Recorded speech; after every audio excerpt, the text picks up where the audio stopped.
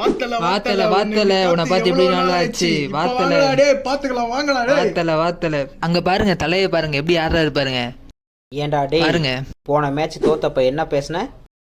43 வயசுல இவர் யாருங்க ஆட சொன்னது? இவர் கஷ்டப்பட்டு ஆடி எங்களையும் கஷ்டப்படுத்துறாரு. இவர் ஆன டாட் பாலுக்கு சென்னை பக்கத்துல காடே வந்துருச்சுன்னு சொல்றாங்க. இதுக்கு பேசாம நீ ரிட்டையர்ட் ஆயிட்டே போயிட்டு இருக்கலாம் தல.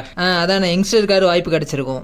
ஏன்டா டேய், கிரிக்கெட்னா என்னன்னு தெரியறதில்ல, ஒன்றும் இல்லை.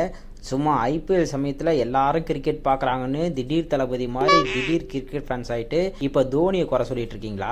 டாப் ஆர்டரில் யாருமே ஆடுறதில்ல, மிடில் ஆர்டர் அதை விட மோசம். இப்படி இருக்கும்போது ஃபினிஷரான தோனியை குறை சொல்லி என்னடா பிரயோஜனம்?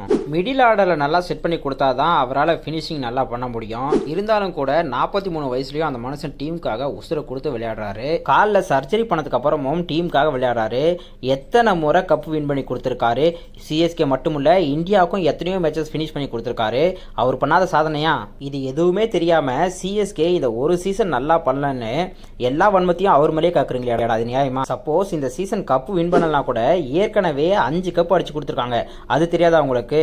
அவன் 18 வருஷமா ஒரு கப்பு கூட இல்லாம இருக்கான்டா. அவனுங்கெல்லாம் நினைச்சு பாருங்கடா. எப்பவுமே சிஎஸ்கே வின் பண்ணும் போது எந்த அளவுக்கு சப்போர்ட் பண்ணீங்களோ அதை விட இப்போ அவங்க டவுன்ஃபால்ல இருக்கும்போது கூட நிற்கிறவன் தான்டா உண்மையான ஃபேன்.